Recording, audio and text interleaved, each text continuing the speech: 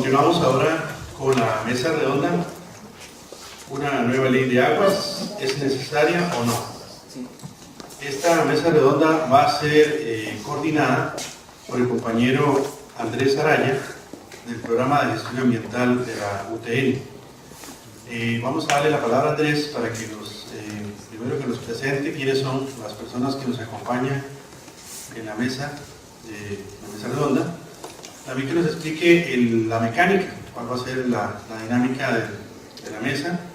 Muy buenas tardes, de verdad muchas gracias por su presencia aquí, y esta es una de las partes modulares de esta actividad que hemos denominado una nueva ley de aguas, es necesario o no. Entonces, como verán, yo no soy Vilme Barro, pero voy a tratar de tener la oportunidad de ponerme en los zapatos de mucha gente, de la gente que está en la vida cotidiana, de la gente que está en las empresas, la gente que trabaja en el campo, y a veces nos damos cuenta de que el tema del agua es un tema que a todos nos toca, porque desde temprano en la mañana, cuando nos preparamos para nuestra labor diaria, el agua está ahí, y lo hacemos de una forma tan mecánica que no nos damos cuenta de eso. Piénselo así, por ejemplo, que cuando uno se levanta y tiene un compromiso fuerte o un compromiso grande, si no hay agua para bañarse, ahí ya el día se empieza a complicar. Si no hay agua para preparar los alimentos, el día se empieza a complicar. Entonces este no es un tema, creo que es un tema de todos, y como les digo, estar aquí me da la oportunidad de ponerme esos distintos sombreros y poder conversar con los expertos que tenemos esta tarde sobre este tema. Y sobre algo muy importante, creo que lo mencionó don Ben, el tema del liderazgo político y el tema legal en el agua, que el agua, lo decía muy bien él, tiene componentes políticos, pero no es solamente ese, sino que hay otros aspectos. Pero la ley, o contar con una nueva ley, ¿es necesario o no? ¿Cuál ha sido el proceso? ¿Qué es lo que está pasando? ¿Cuál podría ser la proyección? Entonces, en ese sentido, pensamos en una actividad, en una mesa de diálogo, y donde pudiéramos sacar esas ideas, pudiéramos sacar esa información para ver qué es lo que está sucediendo. Y para comentar, les invitamos para esta mesa a algunos diputados, invitamos a diputados que están a favor del proyecto de ley que ahorita está todavía en discusión, en primer debate, y también diputados que están en contra. Al igual que representantes de cámaras, de algunas cámaras que están en contra. Como ustedes ven, aquí no hay nadie en las cámaras, no tuvimos ninguna respuesta, ¿verdad? Entonces por ahí ya podemos empezar. Eso nos dice algunas cosas,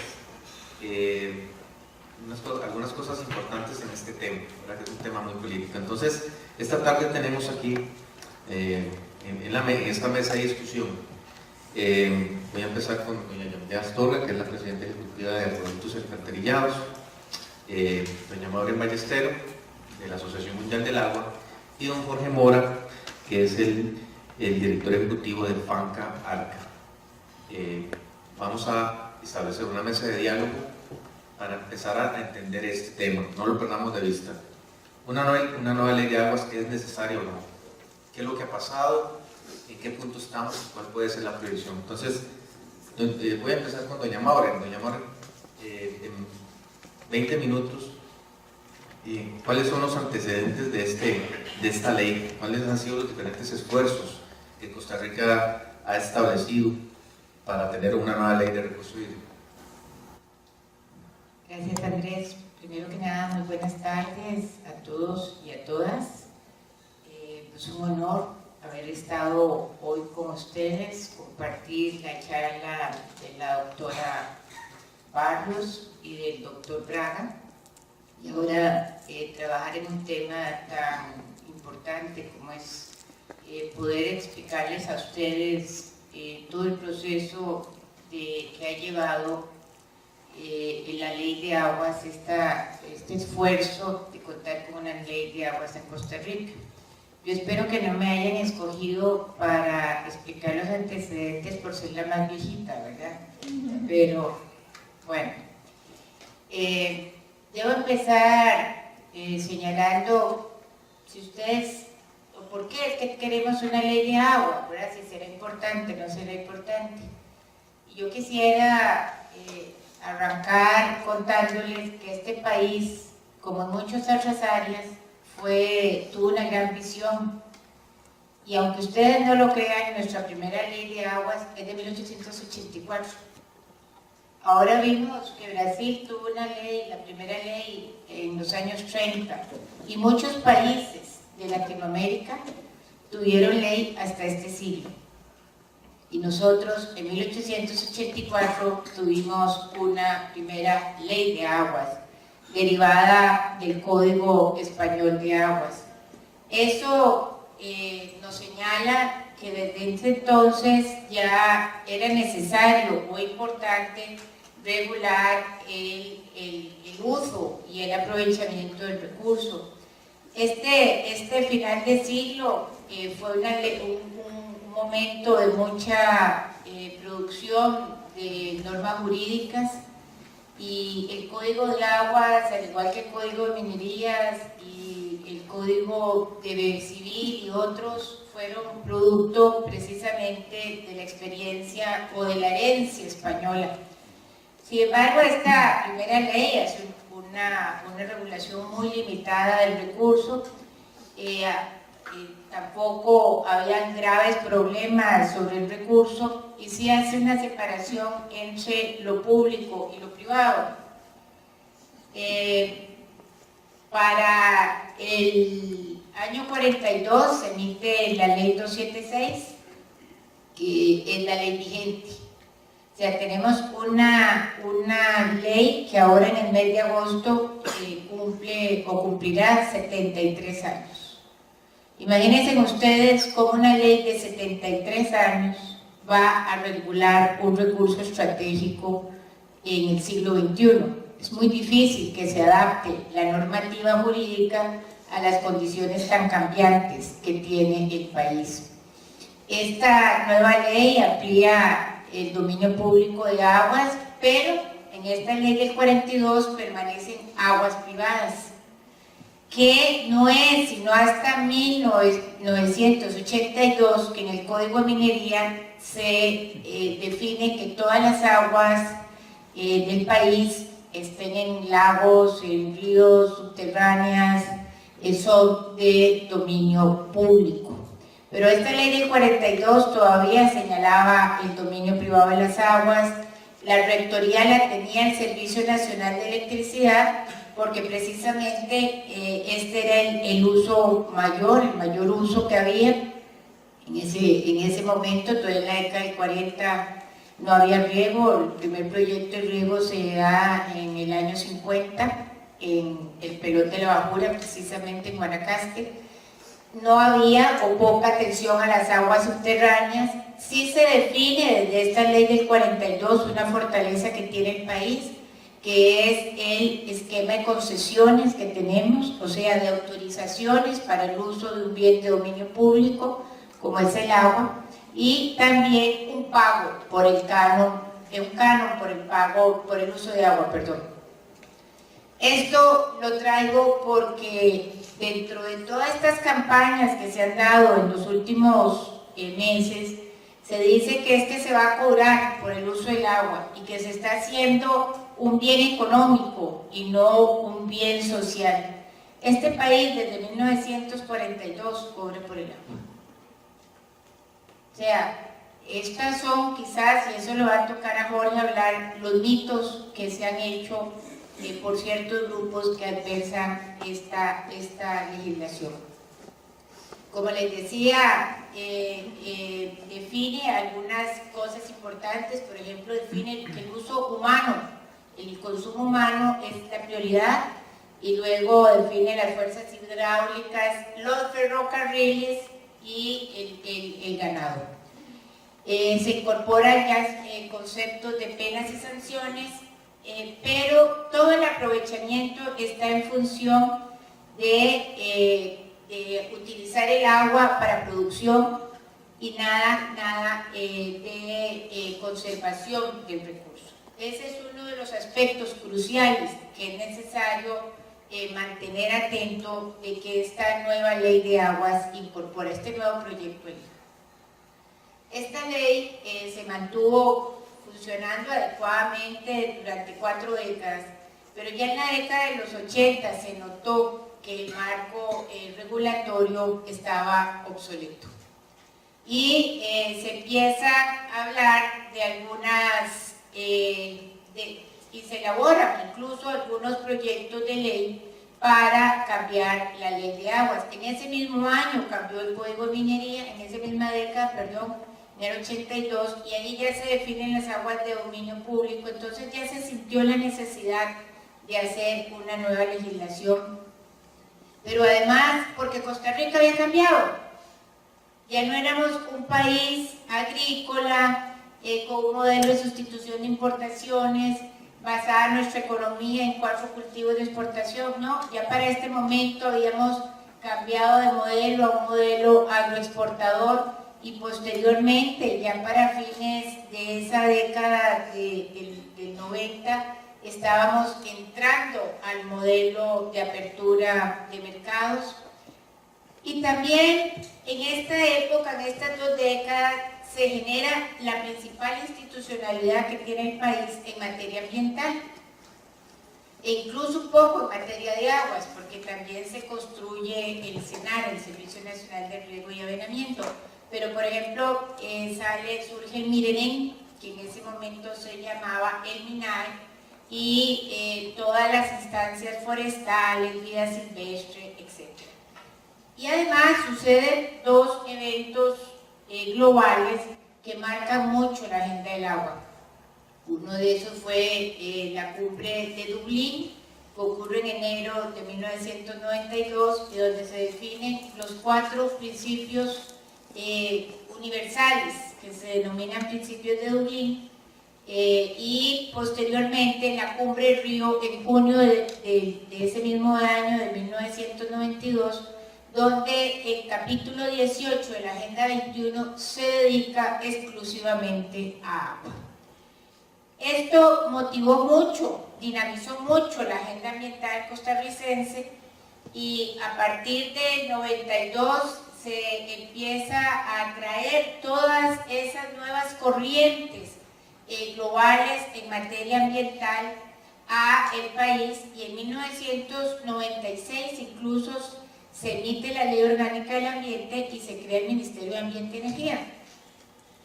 Y ya a partir de este año se le da la rectoría del Ministerio de Ambiente y se traslada lo que era el Departamento de Aguas en el SNE, en el Servicio Nacional de Electricidad, se le traslada al MINAE. Entonces ya se va armando una institucionalidad propia del agua en el Ministerio de Ambiente, que además era la corriente, o es la corriente prácticamente en todos los países latinoamericanos. En estos años también se da, en esta década de los 90, se da gran parte de la legislación ambiental, y algo importante también es que se crea la Sala Constitucional, y lo que la ley ya no podía regular, porque ya se salía de su esfera, porque ya no había cabido dentro del legislador la visión para generar normativa, por ejemplo la protección, se empieza a manejar vía Sala Constitucional. Entonces se judicializa toda la gestión del agua, lo cual, gracias a Dios tenemos sala, pero lo cual es un problema, porque en la Sala Constitucional no hay expertos, porque en la Sala Constitucional además cambia de criterios, y además porque para eso los países tienen congresos que emiten leyes. Bueno, así llegamos básicamente a finales de la década de los 90, principios de la década del siglo XXI, y entramos a un país todavía más diferente, con un modelo no solo ya diversificado de exportaciones, sino con un programa estatal de desarrollo turístico, una institucionalidad hídrica agotada completamente. Existen grandes vacíos, contraposiciones en el actuar institucional, ineficiencia incluso en el actuar.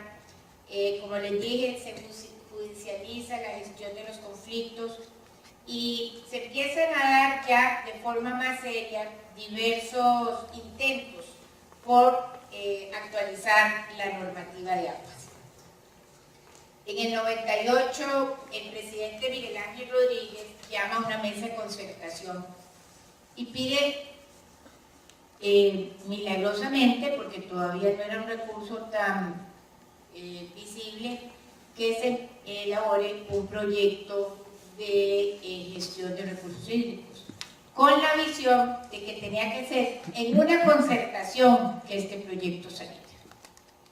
La iniciativa pues no fructificó y no es hasta el 2001 que, a raíz de un incidente de contaminación de aguas y todo un problema que llevó a 100.000 josefinos a contraer diarrea, que, como suele suceder en nuestro país, se emiten 3 textos legislativos.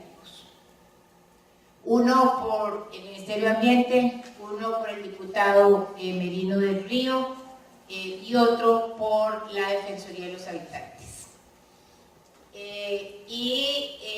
Se empieza tímidamente la discusión de estos proyectos de ley. Sin embargo, con 3 proyectos de ley en la Asamblea Legislativa tampoco íbamos a tener ley.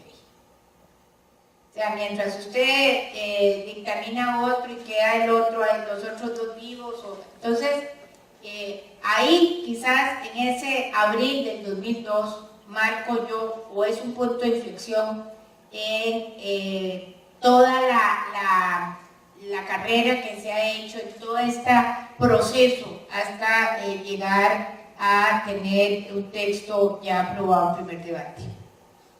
Se conforma un grupo multidisciplinario donde había ONGs, donde estaba la Cámara de Industria y otros sectores productivos, donde estaba el Ministerio de Salud, Ministerio de Ambiente, ICE, AIA, y a partir de eso se hace una tarea de construir de esas 3 iniciativas un único texto, que fue el 14.585, el cual toma la Asamblea, la Comisión de Ambiente de ese periodo 2002-2006 y lo dictamina en el año 2005. Desgraciadamente, y ahora esto fue modificado, gracias a Dios, en el reglamento legislativo, a partir de la aprobación de un proyecto de ley en la comisión, hay posibilidad de enmienda en 4 oportunidades vía artículo 137, y empezó el boicot político. Empezaba el boicot con mociones 137, que para cada moción había posibilidad de que 2 diputados hablaran a favor 20 minutos y 2 en contra, entonces nunca se salía. Y pasamos realmente 4 años desaprobando mociones, porque todas eran una idiotez, o sea, todas eran una copia de lo mismo, le cambiaban la coma, le ponían otra palabra, etc. Lo único que querían era obstruir que el proyecto no avanzara. Eso nos lleva al año 2010, y en el año 2010, en vista de que ya veíamos que esto no iba a tener un fruto, surgen 2 iniciativas. Una en la cual yo firmo un proyecto de ley, pero que fue elaborado por un grupo de expertos, y otra que es el proceso de iniciativa popular, que es un mecanismo creado por ley para que la población costarricense, al igual que un diputado, tenga el mismo derecho de presentar proyectos de ley. Solo que no es cualquier ciudadano el que lo hace, porque entonces no existirían los diputados ni la asamblea, sino que tienen que tener el 5% de las firmas del Padrón Nacional. Imagínense en ese esfuerzo. Y varias organizaciones encabezadas por Ciudadarena, por FAN y por la Agenda del Agua, y yo no sé quiénes más, pero debemos reconocerles, tuvieron la voluntad de perder sábados, domingos, en la romería de Cartago, en la Plaza de la Democracia, en cualquier lado para recoger las firmas, para que la ciudadanía se manifestara en que era necesario una ley de aguas. Se presentan las firmas, se acepta y entra el proyecto en el 2010. Igual, teníamos dos iniciativas y en el 2011 el vicepresidente de la República, don Alfio Piva, nos pide que juntemos las dos iniciativas, las cuales eran, pues, ya teníamos toda la experiencia de 10 años de trabajar un texto de ley, eran bastante similares, y produjimos un texto único en el 2012. Pero ahí también empezó el boicot político. Y empezó la Cámara de Agricultura, básicamente en los sectores agrícolas, a oponerse férreamente a cualquier, o sea, ni se querían sentar a la mesa, ni querían discutir, ni querían mejorar un artículo, porque está, bueno, denos la propuesta suya, díganos qué es lo que quiere que diga ahí.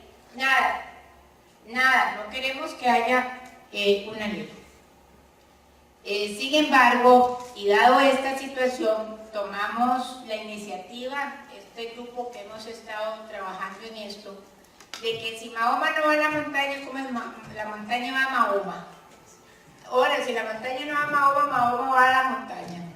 Y entonces decidimos, ay, por favor, apagamos, juntarnos con el sector empresarial. Y se conformó una comisión de 31 miembros, que estábamos nosotros, que habíamos trabajado estos textos de ley, y alrededor de 20 cámaras. Algunas a favor, muy a favor, como la Cámara de Industrias, la de Agricultura, algunas, digamos, cámaras más de avanzada, y otras muy retrógradas, como la Cámara de Agricultura, y cámaras específicas y agrupaciones como UPA Nacional. Y logramos tener en noviembre del 2013 un texto consensuado con las cámaras, con todos los grupos, ONGs, universidades, Ministerio de Ambiente, Senara. Bueno, ya ni en ese tiempo no era presidenta de la IA, pero bueno, estaba ella también en representación de la universidad, de la academia, sí, de la universidad, y logramos tener un texto consensuado, que nos costó disgustos, que nos costó ceder, porque cuando uno hace una negociación no tiene lo que quiere, sino obtiene lo que puede. Y nosotros creo que logramos obtener la mayoría de lo que deseábamos, y así se involucró mucho el Ministerio de la Presidencia. Y si ustedes ven, y lo dijo don Ben Braga ahora, la ley de aguas o la gestión de aguas es un proceso político. Si ustedes ven cuándo hemos sido exitosos en avanzar en estos procesos hacia una ley de aguas, ha sido cuando el poder político nos ha acompañado. Y ahí se metió el Ministerio de la Presidencia en la figura de su ministro, la ministra de Agricultura, y empezamos a hacer la negociación con los diputados, porque a esta hora no habían ingresado los diputados a conocer la ley. Y empieza la negociación política, que fue muy provechosa, donde tuvimos visiones muy contrastantes, como la del diputado Villalta, José María Villalta, por ejemplo la del Movimiento Libertario, y posiciones intermedias, y bueno, por fin aprobamos en primer debate la ley a finales de marzo del 2014. Esto para nosotros realmente fue un éxito, señoras y señores, porque habíamos logrado dar el paso que nunca habíamos logrado. Sin embargo, varios diputados, encabezados por José María Villalta, presentan un recurso de inconstitucionalidad, una consulta facultativa, que es la posibilidad que tienen los diputados de mandar, antes de que se apruebe en segundo debate, un proyecto a la Asamblea Legislativa, a la Sala Constitucional, para que le hagan como una revisada. Y la Sala no contesta, cambia la administración y viene entonces la respuesta hasta octubre del año pasado. Para todo esto, nosotros tan optimistas, habíamos perdido la perspectiva de que una ley de aguas encierra una cantidad de intereses económicos. ¿Y cuánto le falta? Un minuto. Y que esos intereses económicos no querían regulación.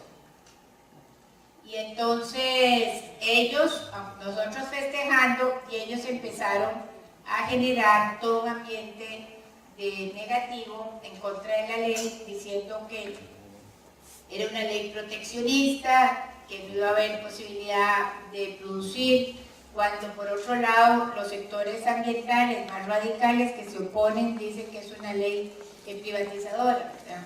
Lo que me deja claro es que es una ley equilibrada, ustedes la podrán leer, es una ley que regula principios claves que tiene que tener cualquier legislación moderna. Por ejemplo, resguarda el dominio público de todas las aguas, plantea el derecho humano al acceso al agua y al saneamiento, define el valor económico, plantea o refuerza los cánones por ley, señala la importancia del uso múltiple de las aguas, el aprovechamiento sostenible, el deber de informar, la equidad de género, el daño ambiental y sobre todo, como la legislación moderna en todos los países de Latinoamérica, define que el modelo de gestión que tenemos que usar para el agua es un modelo holístico que permita la gestión integrada. Y esto entonces nos da la posibilidad de no trabajar solo con una parte del recurso, sino trabajar con el recurso en todo el ciclo hidrológico y no trabajar con una visión sectorial, sino trabajar con una visión integrada. Yo creo, no porque la haya defendido, pero que es una ley que hace avanzar al país, a un país que tiene 30 años de retraso en su legislación hídrica, un país que además se vende como un país ampliamente sostenible, y estamos con una ley de la primera mitad del siglo pasado. Esta ley además puede ser mejorada. Yo no digo, no hay una ley perfecta. Yo que he sido diputada les puedo decir que la ley más buena tiene defectos, pero hay que ponerla por eso, hay que aplicarla, y cuando uno la aplica puede ver, esto está mal, hay que cambiarlo, pero las leyes no están escritas en piedra, señoras y señores, para eso hay modificaciones a la ley. Están cuestionando 3 artículos de 125, 3 artículos, y el resto del articulado, donde damos, por ejemplo, la potestad a la Dirección de Aguas de regular todas las aguas y no tener múltiples instituciones, ¿verdad? Bueno, entonces, como ya me están callando, yo me voy a retirar aquí. Muchas gracias. Muchas gracias, doña Maura, por esta síntesis.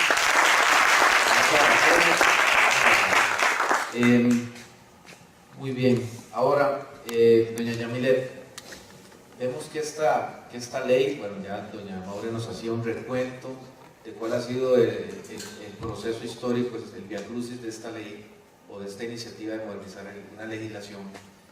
Pero yo quería, como introducción a ella, en el gobierno, ¿cuál es el apoyo que está dando actualmente a la aprobación de esta ley? ¿Qué es lo que están haciendo ustedes en este tema específicamente? Yo personalmente he leído algunas iniciativas, he visto algunas iniciativas en redes sociales, y creo que hay una unión entre el Ministerio de Ambiente, Acueductos Alcantarillados y otras instituciones para promoverla desde el Ejecutivo hacia el Legislativo.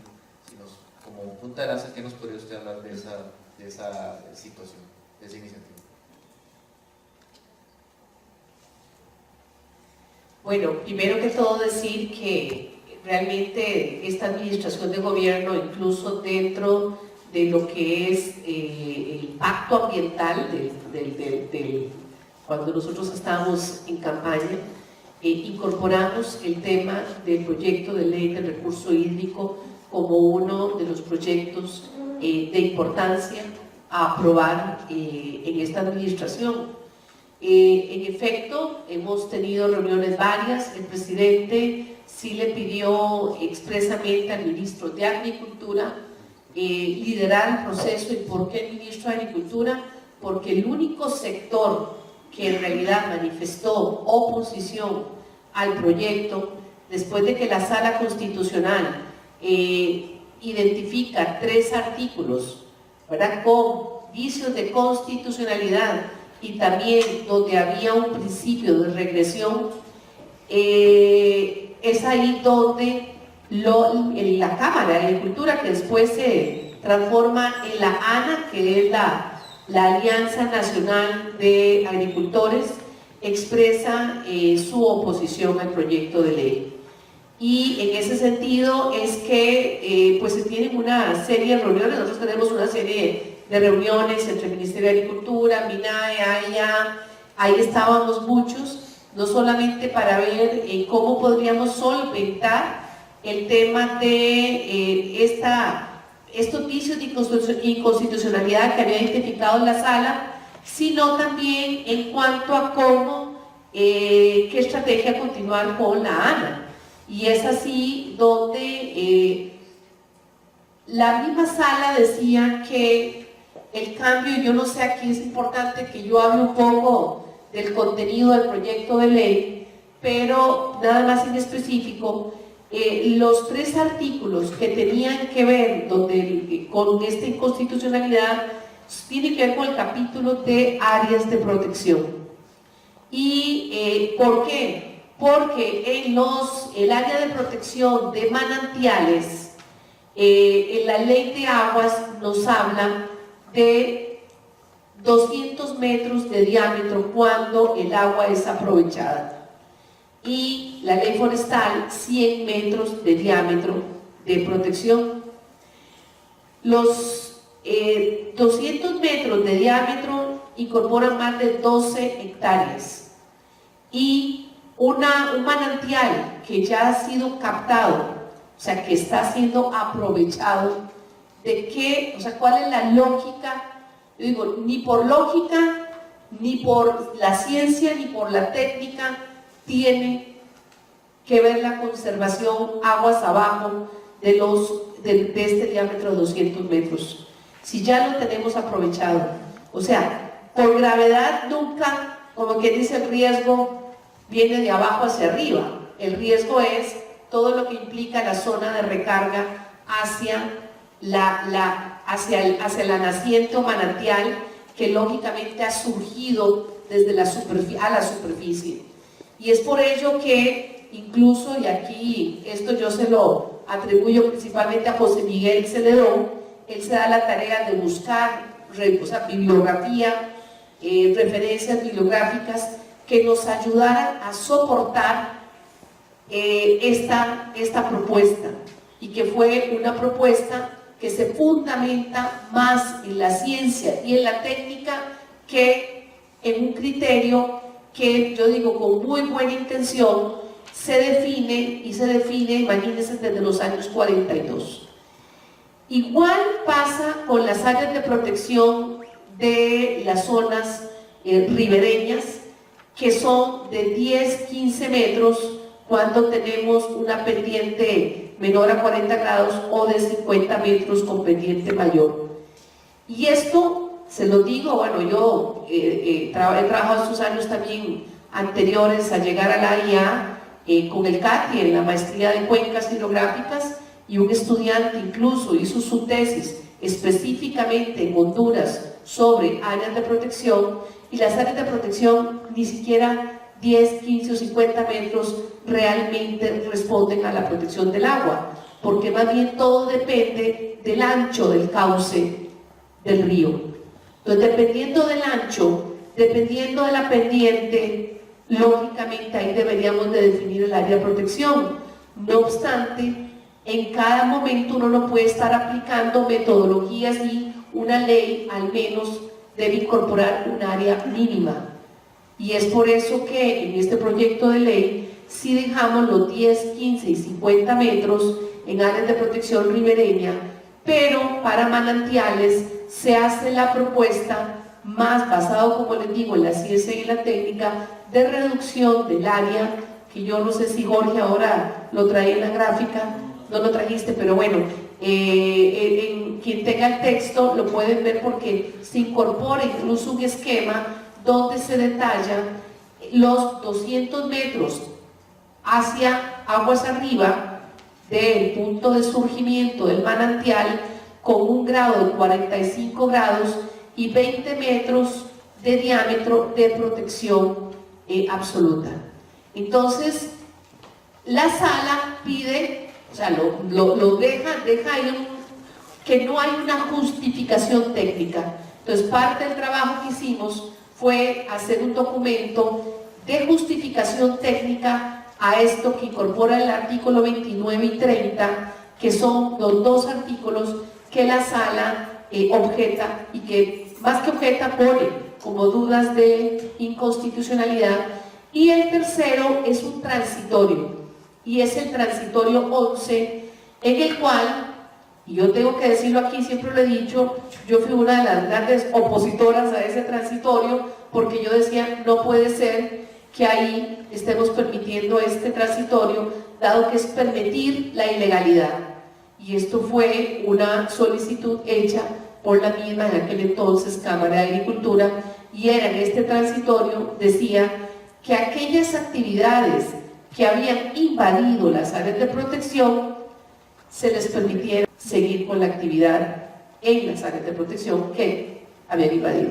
O sea, era algo ilegal desde todo punto de vista. No obstante, quedó y bueno, y esto lógicamente la sala lo trajo abajo y ese no tiene salvación. Entonces, parte del trabajo que se ha hecho es buscarle una alternativa, o sea, hacer entender sobre todo a los agricultores, y esto me parece que es muy importante que lo tengamos todos claro, que más bien la reducción en esta área no es una reducción en la protección del agua, no lo es. O sea, no estamos dejando desprotegido el agua del manantial, porque recordemos, el manantial surge a la superficie y donde se recarga es donde tenemos que proteger. Y otro punto importantísimo, que actualmente no existe ningún marco legislativo, nos dice el artículo, creo que es el 30, no, el 31 o 32 por ahí, de que en caso de duda, porque recordemos que eso es un área mínima, pero que en caso de duda se puede, o sea, se debe desarrollar un estudio hidrogeológico y por lo tanto está por encima el resultado del estudio hidrobiológico. O sea, que la ley incorpora un mínimo, mucho igual a la ley forestal actual, pero en área de protección del manantial sí es este mínimo de ahí, y como les digo, queda por encima el estudio hidrogeológico en caso de duda. Nosotros incluso algo muy interesante es que para el mismo AIA, aquí me pongo de verdad el sombrero de AIA, y para los mismos asadas, las asadas cuando tienen un manantial que aprovechan, igual que tenemos nosotros, el propietario, ¿verdad? Por más que uno tenga la prioridad y tenga la concesión y eso, el propietario entonces pide que se le compre las 12,3 hectáreas. Y esto, imagínense que para cada manantial, para las asadas o para el mismo AIA, es altamente costoso. Más para las asadas, el área de protección mínima, que son cerca de 3, algo hectáreas, se reduce considerablemente y estaríamos asegurándonos la protección del agua. Y no las 12,2 hectáreas o 3 hectáreas, que es casi imposible de pagar.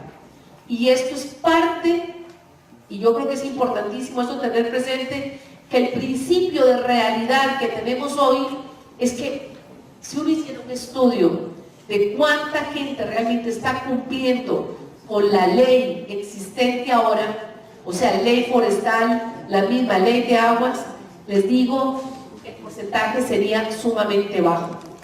Penosamente, en las ciudades, absolutamente todo el mundo se mete en las áreas de protección. Las casas, las urbanizaciones, los centros comerciales. O sea, no aquí y no ha habido un gobierno local que haya realmente vigilado y respetado la ley que tenemos hoy día. Ahora, lógicamente, ¿por qué el temor? Y les voy a explicar. Y quiero entrar un poco más en detalle. Esto es una ley marco, que como bien lo explicó don Ben Braga, aquí en este momento lo más importante es redefinir esa ley marco. No es una ley específica para aprovechamiento de agua para consumo humano, ni para generación hidroeléctrica, ni de otra naturaleza. Es una ley marco, una ley general, y bien lo dice su nombre, para la gestión integrada del recurso hídrico, que define claramente el bien, el agua, como un bien de dominio público. Pero otra cosa importantísima es que esta ley sí deja claro que los servicios de abastecimiento y saneamiento son públicos. Y además deja claro que los únicos que pueden dar abastecimiento de agua son las ESADAS, el AIA, las municipalidades o empresas públicas mixtas. Es lo único, públicas por supuesto. Es lo único, lo deja cerrado. Parte de las cosas que, como bien decía doña Maure, que han dicho que esta ley privatiza el agua, vean, lo dicen, pero no, ni siquiera se han atrevido a decir cuál es el artículo que dice claramente eso, porque si hay algo que fuimos estrictos fue en que no quedara el mínimo portillo para la privatización ni del agua ni de los servicios de abastecimiento de agua. El otro tema que es muy importante en esto es que esta ley deja claramente el derecho humano al acceso al agua potable, y además deja claramente un único uso prioritario, que actualmente nosotros, y la Sala Constitucional lo tiene más que claro, está establecido que es el consumo humano, pero este lo dice expresamente y lo deja bastante claro. Y también hace mención de los ecosistemas. O sea, vean qué interesante, este proyecto menciona los ecosistemas, que al día de hoy no tenemos ninguna ley que realmente proteja los ecosistemas y proteja la vida acuática como parte de seres que requieren de ese medio para sobrevivir. Esta ley incorpora los 4 principios de Dublín. El principio de que el agua es un bien finito, es un recurso finito que se nos agota, que es indispensable para la vida, y nos deja claro que el agua, la gestión del agua tiene que ser bajo una gestión de participación real, no participación como dicen apenas de adorno, no, nos lo deja claro, es de participación real. Y esto es súper importante en muchos proyectos de ley que a veces habla en todos los principios, ¿verdad? La parte filosófica de participación, pero al final en el contenido no encontramos nada donde realmente se nos permita a los diferentes sectores de la sociedad ser parte de las decisiones. El otro tema importantísimo como principio de Dublín es el del valor económico, y ese, solamente el que se mencione esto, también es parte de los argumentos que han dicho que esta ley es privatizadora. Pero es que, y algo importante fue dentro de la exposición de don Ben Braga, es, o sea, nosotros, si no cobramos, hablemos de Dirección de Aguas o Ministerio de Ambiente y Energía, Si para el aprovechamiento del agua no se cobra, por Dios, ¿cómo vamos a tener recursos para la gestión? Si los acueductos comunales, el mismo haya cualquier prestador de servicios, no cobrásemos, el Estado nunca tendría la plata suficiente para poder invertir en los sistemas de abastecimiento y saneamiento. Entonces, en ese sentido, tiene que tener un valor. Y vean qué interesante, el valor económico no debe ser solo, como actualmente es, el valor al costo. Debe incorporar un valor de la conservación del recurso. Porque un poco esto que estábamos hablando, ¿cómo hacen las asadas para poder comprar el área donde está la fuente? No alcanza la plata, no dan para poder comprar. Entonces, el valor real, valor económico real, incorpora toda esta parte que requiere, que se necesita para la conservación del mismo recurso. Otro aspecto importantísimo que trae la ley es esta estructura organizativa, donde si hay algo que ha fallado en el país con este marco legislativo que tenemos o normativo en el país de más de 100 entre leyes y decretos que regulan el recurso hídrico, es una definición clara, es una ley que integra muchas leyes. Y entonces los transitorios ustedes van a ver que hay mucho de leyes pasadas que se eliminan o se trasladan. Y esto es fundamental porque es ordenar desde el punto de vista normativo, legal e institucional. Y es ahí también donde hay algunos que dicen se está desmantelando SENARA y se le está dando demasiada preponderancia y fuerza a la Dirección Nacional de Aguas, a la DINA, que además lo deja claro, rector de aguas en MINAE. Pero no es así, SENARA continúa siendo SENARA. Recordemos que SENARA, como una entidad adscrita al Ministerio de Agricultura y Ganadería, en realidad su interés máximo del agua es riego y avenamiento, y sobre todo pensado en el sector agrícola. Aguas subterráneas, que se crea una dirección, o sea, no tiene ninguna lógica tener, y esto me sorprendió también ahora en Brasil, pero no tiene ninguna lógica. Y cuando hablamos de gestión integral del recurso hídrico, tenemos que sí o sí integrar aguas superficiales con aguas subterráneas. Tenemos que integrar cantidad con calidad. Tenemos que integrar comunidades, aguas arriba con comunidades, aguas abajo, que esto debe ser en función de cuenca hidrográfica. Y es ahí donde no es posible tener una dirección de aguas que solo vea aguas superficiales y no aguas subterráneas, porque parte de lo que llamamos balance hídrico requiere determinar todo lo que ingresa al sistema, viendo el sistema como una cuenca hidrográfica. Y lo que entra al sistema, recordemos, dependiendo del suelo, fluye por la superficie, y mucha parte, dependiendo del uso del suelo y de las características del suelo, se infiltra.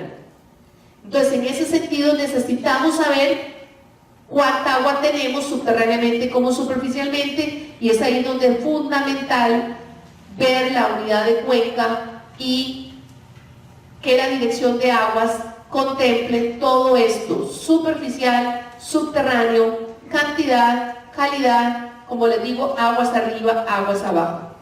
Define el MINAE como ente rector, un consejo donde participan diferentes instituciones que tenemos que ver con el agua, y las unidades hidrológicas.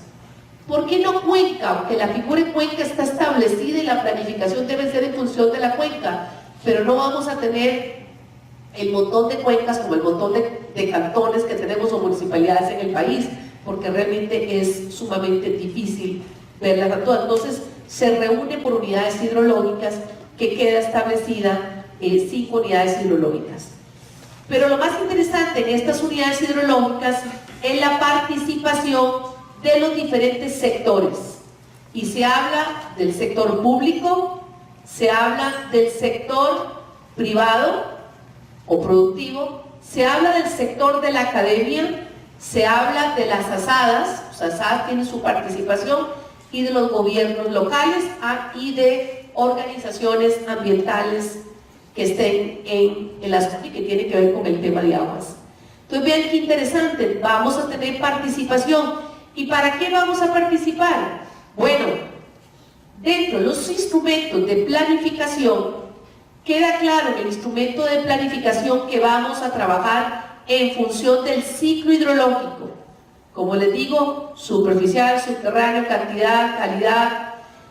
Pero además, dentro de estos instrumentos viene el plan hídrico nacional y el plan hídrico de la unidad hidrológica, basado también en el balance hídrico por cuenca, en la clasificación de cuerpos de agua, que me sorprendía ahora ver esta presentación porque mucho de lo que presentó Ben está incorporado en el proyecto de ley, y por supuesto en las concesiones de agua.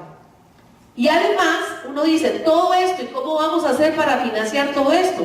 Bueno, muchos de los instrumentos económicos que ya tenemos, que están a nivel de reglamento, perdón, de decreto, suben a rango de ley, como es el canon de aprovechamiento de aguas, el canon de vertidos, que no es algo nuevo. Entonces, si dicen, es que ahora vamos a tener que pagar, no, pues si esto ha existido, imagínense que desde la ley de agua se cobra en este país por el agua, por el aprovechamiento, que antes era ridículo, que después con el canon ambientalmente ajustado se hace un reajuste del cobro, pero esto existe ya hace años. Y dentro de este Fondo Nacional del Agua que se crea, además hay aporte del Estado, puede recibir donaciones, y también tenemos ahí pago de servicios ambientales. Y otro capítulo fundamental, que por supuesto al Estado, a los que tenemos que administrar el agua, y digo, me sumo porque sea como sea, este proyecto de ley nos conviene muchísimo a todos los que estamos en el tema del agua, es un capítulo de sanciones. Y un capítulo de sanciones que en este momento, de acuerdo a la ley de aguas, es ridículo. Cualquiera contamina, porque es mejor contaminar, más barato contaminar que continuar. Y esto incluye sanciones que son sanciones tipificadas, ¿verdad? Como leves, graves, muy graves. Y esto realmente nos podría ayudar, o sea, son herramientas que ayudan muchísimo al ordenamiento en lo que significa la administración del agua, y como bien les digo, por cuenca y por unidades hidrológicas. Muchas gracias.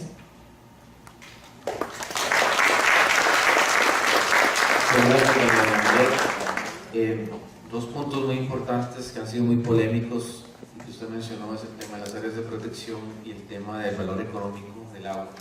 Y alrededor de esto se han venido hablando muchas cosas y de repente uno conversa con alguien de algún asunto comunal y te dice cosas que uno realmente piensa, bueno, aquí hay una falta de información.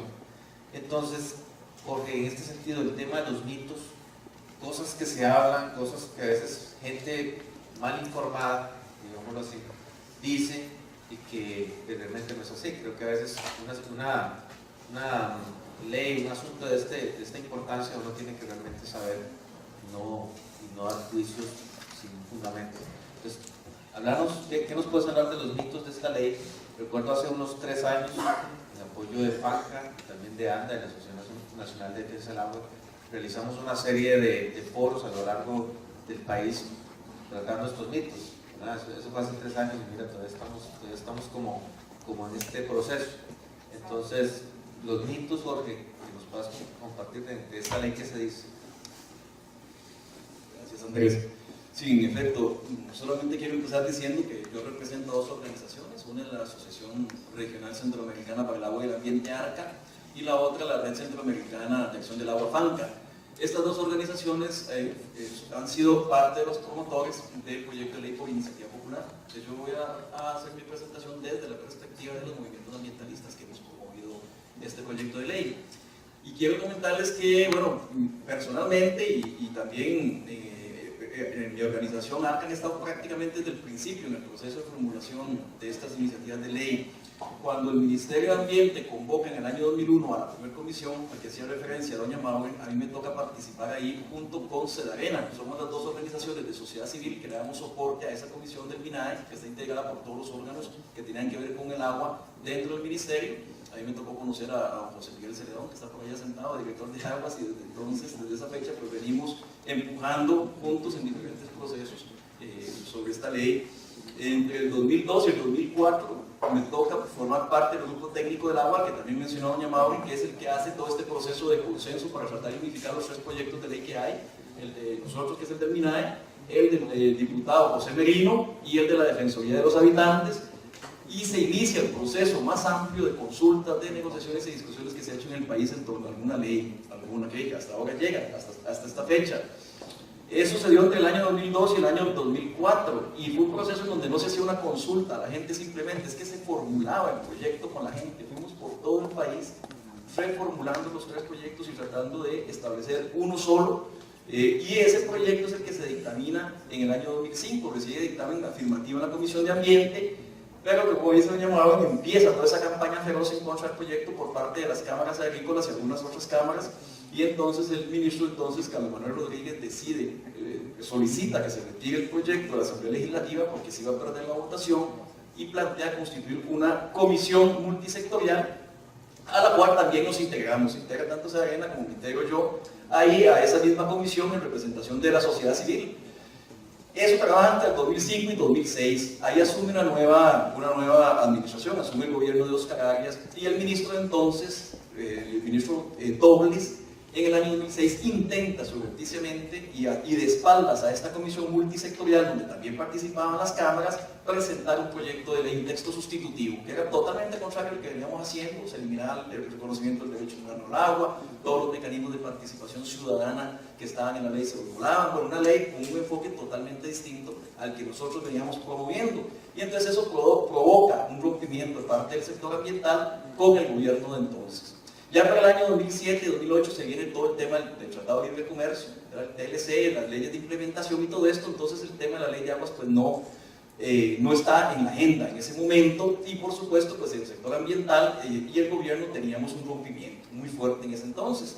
Entonces cuando en el 2008, ya estábamos llegando al 2008, los movimientos ambientalistas decidimos convocar a todas las demás organizaciones ambientales que pudiéramos y que todavía no estaban participando dentro de este proceso, para ver qué hacíamos con la ley del agua y cómo hacíamos para que sobreviviera.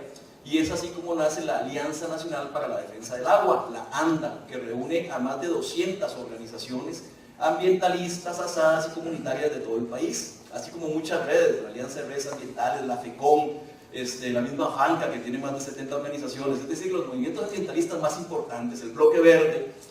Y entonces definimos que la estrategia a seguir, dado que con el gobierno no había posibilidad de diálogo, era utilizar el mecanismo de la iniciativa popular. Y es ahí donde nos vamos a hacer la recolección de las 170.000 firmas a las que hace mención doña Maureen. En el 2010 se presenta el proyecto de ley, tardamos 2 años recogiendo las firmas, lo presentamos en el 2010 y bueno, llegamos a los 4 años que establece la ley, y finalmente pues el 31 de marzo recibió el primer debate, la primera aprobación en primer debate, con prácticamente una votación de consenso. Solo hubo 3 diputados que se opusieron, 3 diputados del Movimiento Libertario. Todos los diputados de las demás fracciones representadas en la Asamblea Legislativa en ese momento lo votaron a favor, incluyendo una diputada libertaria, lo cual también refleja el nivel de consenso que se había alcanzado en ese momento. Ese proyecto, que es precisamente el que reúne el de iniciativa popular con el que doña Maureen había venido hablando, y que durante el 2013 se trabaja con el gobierno de la República para buscar este proyecto de consenso. Con esto, ¿qué es lo que les quiero decir? Bueno, que nosotros, al estar desde el 2001 promoviendo este proyecto de ley, en ese proceso de negociaciones que se dieron con don Alfredo Pío, en el gobierno de doña Laura Chinchilla, pues siempre velamos porque el sentido original del proyecto no fuera modificado. Es decir, la ANDA, que había hecho un sacrificio enorme de tiempo y de recursos para recoger 170.000 firmas, no íbamos a permitir que nuevamente se tergiversara el proyecto de ley como había pasado con Dobles. Y habíamos establecido cuál era el piso mínimo de principios y de contenidos de ese proyecto de ley que íbamos a permitir, que íbamos a aceptar en ese proceso de negociación. Y fuimos muy estrictos en garantizar que esos principios se mantuvieran ahí y que no se perdiera el sentido que dio origen al proyecto de ley de iniciativa popular. Y así fue, y así está, y eso lo podemos garantizar todas las organizaciones que desde el principio hemos estado en este proceso. Lamentablemente, a partir de ahí se han generado un montón de mitos y un montón de leyendas urbanas que, bueno, no se sabe a qué intereses responden realmente, porque al final de cuentas la oposición más radical que ha habido en contra del proyecto de ley proviene de la Cámara Agrícola, del movimiento libertario y, bueno, y de una buena parte de las fracciones actuales de Liberación Nacional y de la Unidad Social Cristiana. Y bueno, y estos mitos y estas leyendas que se han tejido vienen desde supuestamente algún sector de organizaciones ambientales que cuesta a veces explicarse de dónde es que lo sacan, ¿verdad? Ya doña Yamilera adelantó algunos, pero el primer mito al que han venido hablando es de que dicen que no hay conexidad entre el proyecto original de las firmas y el proyecto que se aprobó en el 2014. Eso es absolutamente falso. La Sala Cuarta ya resolvió que sí había conexidad y solo 2 magistrados que emitieron un dictamen de minoría que no fue acogido por el resto de magistrados afirmaban que sí se había dado este rompimiento de conexidad. Por lo tanto, no es cierto esto que andan afirmando de que esa conexidad no existe. Andan afirmando que el plazo ya se venció porque la ley de iniciativa popular habla de que tienen que votarse en 2 años máximo, que eso en términos legislativos significa un máximo de 4 años. Ese plazo se cumplió en marzo del 2014 y fue precisamente cuando se votó en primer debate. La Sala Cuarta dice que ese es el requisito que establece la ley, que se vote en primer debate y que a partir de ahí el proyecto de ley sigue el curso normal de cualquier otro proyecto de ley. Por lo tanto, ya se cumplió y así mismo lo acaba de resolver la Sala Cuarta también. Por lo tanto, ese tema ya está debidamente zanjado. Se dice que se eliminó el derecho humano al agua del proyecto de ley y que se eliminó la referencia a que el agua es un derecho humano en calidad y cantidad. Eso es una vil mentira, es absolutamente falso. El artículo 2 del proyecto de ley, el inciso 1 del artículo 2 dice que el derecho humano, el agua para abastecimiento humano y el saneamiento son un derecho humano fundamental e indispensable. Y el artículo 1 del proyecto de ley, que es el que define su objeto, establece que la gestión del agua tiene que hacerse en forma integral, universal, solidaria, equitativa y en cantidad y calidad adecuadas. Así que esos 2 componentes, esos 2 artículos conforman el principio general que reconoce el derecho humano al agua sin ninguna duda en nuestro país. Y además establece el artículo 15 y el artículo 60 que el consumo humano es prioritario por encima de cualquier otro uso. Y eso hay que tenerlo en cuenta para las siguientes desmitificaciones que estamos haciendo. El tercer mito que se habla es que el proyecto de ley convierte el agua en una mercancía. Eso también es falso. El artículo 2, inciso 2 del proyecto lo que establece es que el agua es un bien con valor económico en todos sus usos en competencia y que por tanto debe reconocérsele como un bien económico. Eso es lo que dice. No dice que sea una mercancía, dice que es un bien económico. Y por supuesto que el agua es un bien económico, pero es un bien económico que es del dominio público. El propio artículo 4 del proyecto de ley establece que todas las aguas de Costa Rica son del dominio público, a diferencia de lo que establece la ley de aguas actual, que como doña Maureen decía, también contempla la existencia de aguas privadas. Entonces es un bien del dominio público que tiene valor económico, por tanto es un bien económico, pero es un bien económico que está fuera del mercado, no es una mercancía, no puede ser susceptible de apropiación por parte de privados, que esa es precisamente la distinción o la diferencia fundamental entre un bien del dominio público y una mercancía. Entonces el proyecto de ley establece claramente esta distinción y en su artículo 4 lo define como un bien de dominio público que no puede ser privatizado. También el mito 4 es que se privatizan los servicios de agua potable y que además se debilitan las asadas y se crea una figura que se llama sociedades de usuarios. Vean ustedes la confusión y el desconocimiento que tiene esta gente. Las sociedades de usuarios existen desde la ley de 1942 y precisamente lo que hace el proyecto de ley nuevo es cerrar un portillo que tiene esa ley, porque esa ley no define que las sociedades de usuarios sean solo para uso agropecuario, como fue su fin. Y esto ha permitido que algunas incluso den servicios de abastecimiento de agua potable. La nueva ley cierra ese portillo y prohíbe a las sociedades de usuarios prestar servicios públicos de abastecimiento de agua potable. Dice que tienen que ser constituidas sin fines de lucro, cosa que la ley del 42 tampoco establecía, y que además solo pueden dedicarse a riego o a usos agropecuarios. No pueden prestar servicios públicos de abastecimiento de agua potable. Entonces eso es lo que hace el proyecto de ley con las famosas sociedades de usuarios que existen desde el 42, y como ya dijo doña Yamiret, en el artículo 61 claramente establece que los únicos prestatarios o los únicos que pueden brindar el servicio de abastecimiento de agua potable son los prestatarios públicos y las asadas. También ya se mencionó el tema del SENAGA. Ese es uno de los grandes mitos de que se está debilitando la gestión, la autonomía en la gestión del agua al trasladarse algunas de las competencias que tiene el SENAGA sobre aguas subterráneas a la nueva Dirección Nacional de Aguas que se crea. La Dirección Nacional de Aguas y el SENAGA tienen un nivel de autonomía similares. Ambos son entes políticos eminentemente.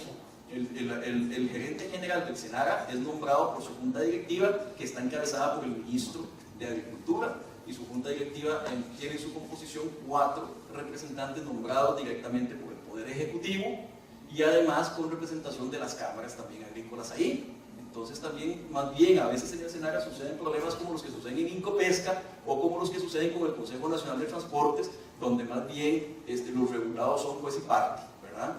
Y eso está sucediendo actualmente.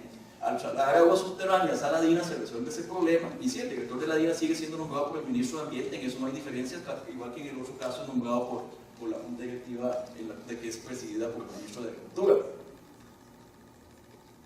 La unidad de investigación del SENAGA, que es otra de las objeciones que plantean ellos, se mantiene en el SENAGA, nada más que queda enfocada en los temas que van a ser competencia del SENAGA, que son los distritos de riego y los temas de riego.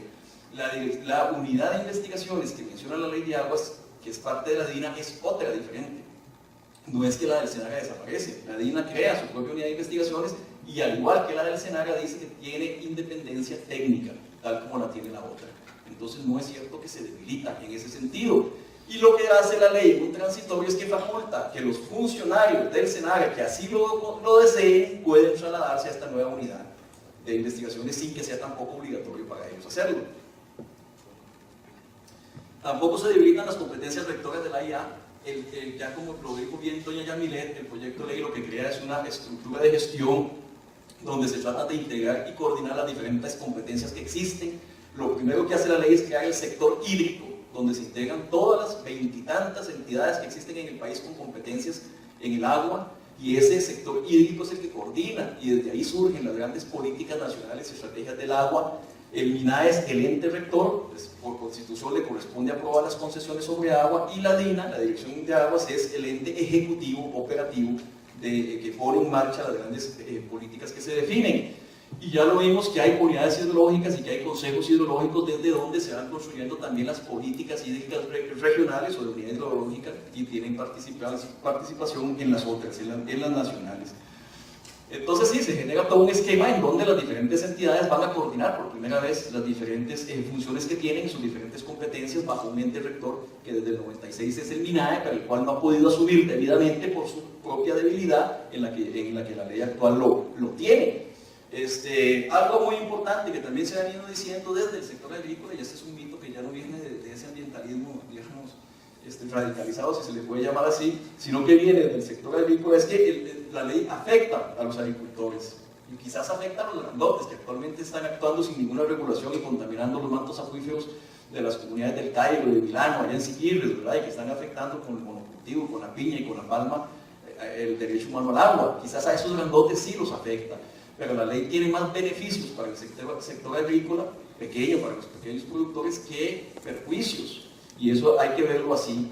Las áreas de protección, más bien, como ya lo explicó muy bien doña Yamilet, no pretenden reducir la protección del agua, pero sí pretenden generar alternativas que permitan un uso social también de la tierra cercana o colindante a las nacientes y a las zonas de protección, y permitir sistemas agroforestales y otro tipo de actividades que ahora son las tendencias más modernas que hay. Ya la tesis aquella del Parque Nacional Absoluto, etcétera, donde llegaba la policía y sacaban a los campesinos y los expulsaban de sus tierras, ya esa tesis no prevalece, es contraria a las concepciones más modernas de desarrollo sostenible, en donde también tiene que privar la calidad de vida y los aspectos sociales.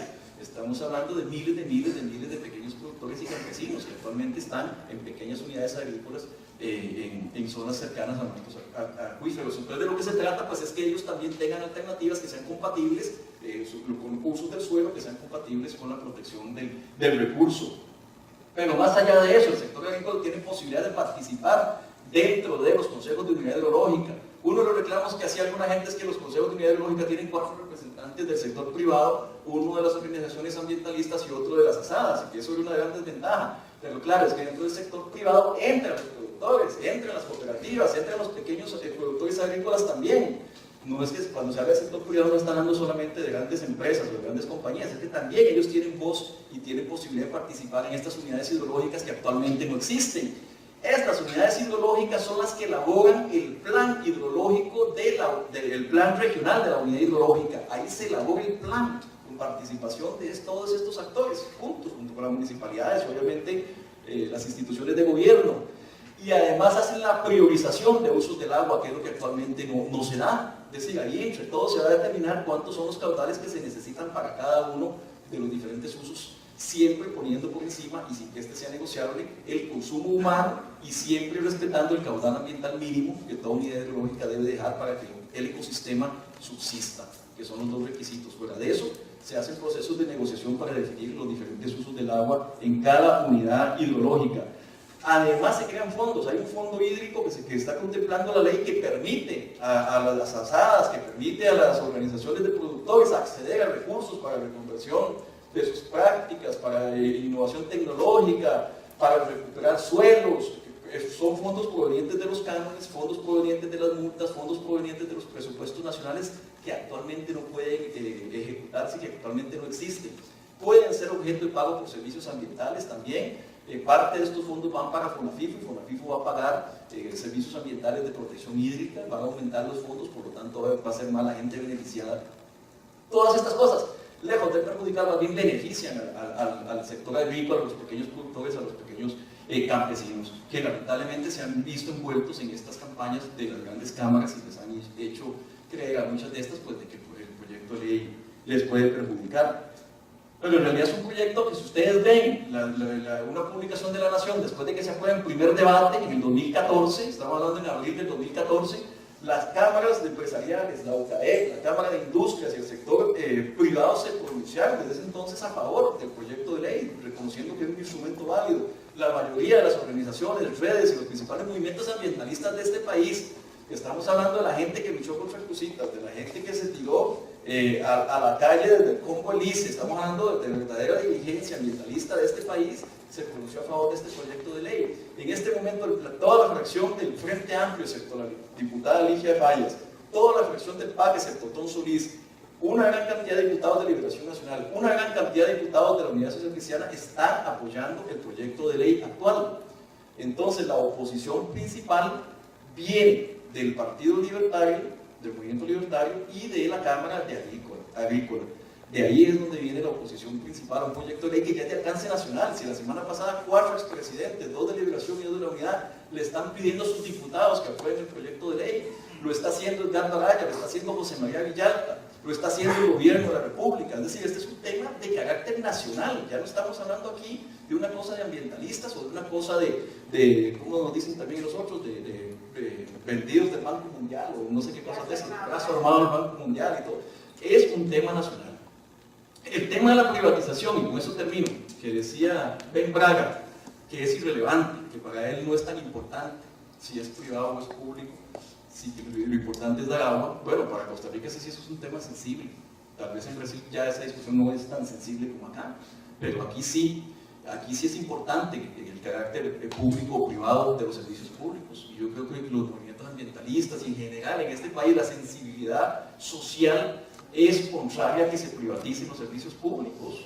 O sea, eso se demostró mucho con el combo del ICE, uno de los temores fundamentales durante las discusiones del TLC, y lo es ahora con la ley de recursos hídricos. Y si algo hemos garantizado y hemos procurado que esto no suceda, los movimientos ambientalistas, es precisamente que en este proyecto de ley se traten de meter portillos que permitan de alguna manera la privatización del agua o de los servicios públicos del agua. Eso no existe en este proyecto de ley y en eso los movimientos ambientalistas estamos absolutamente claros al respecto.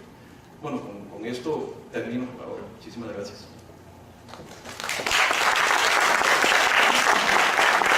Gracias, Jorge. Y bueno, ahora que Jorge hablaba del tema de los diputados, bueno, se invitó, les comentaba al inicio, se invitó a esta mesa de diálogo también a los diputados que estaban en contra para saber cuál era su punto. su punto de vista, pues como bueno, no tuvimos una respuesta. En esta siguiente parte de esta mesa de diálogo, yo quería preguntarle específicamente a doña Maureen. Usted fue diputada, usted sabe cómo se maneja el ring de la Asamblea Legislativa. Y desde esa perspectiva, desde su experiencia, ¿por qué cree usted que no se ha aprobado esta ley? ¿No? Ha habido un proceso muy largo, hay muchos intereses, pero desde la perspectiva de enfoque de Congreso, Asamblea Legislativa, ¿por qué no se ha aprobado esta ley? ¿Por qué nos ha costado tanto cuando, por ejemplo, uno ve a otros países, Ecuador, por ejemplo, que tiene una legislación ambiental muy buena, y yo siento que ellos han llegado como a un consenso, ¿verdad?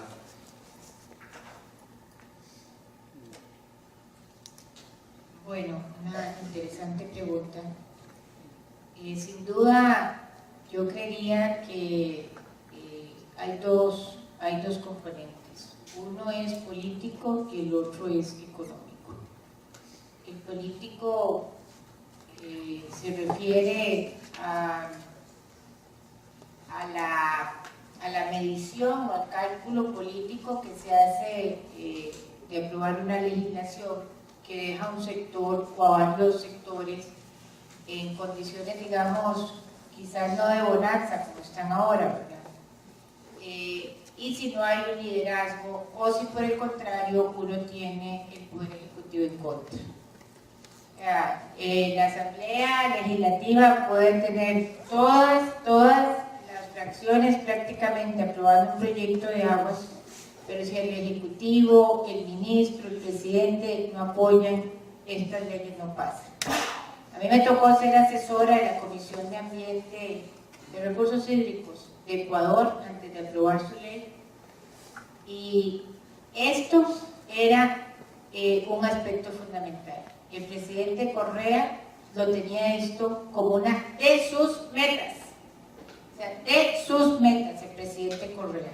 Y aún en condiciones más complicadas que las nuestras, porque había un sector indígena representado en la Asamblea, los cuales, por ejemplo, no aceptaban ciertas normas, dada su cosmovisión de lo que es el agua.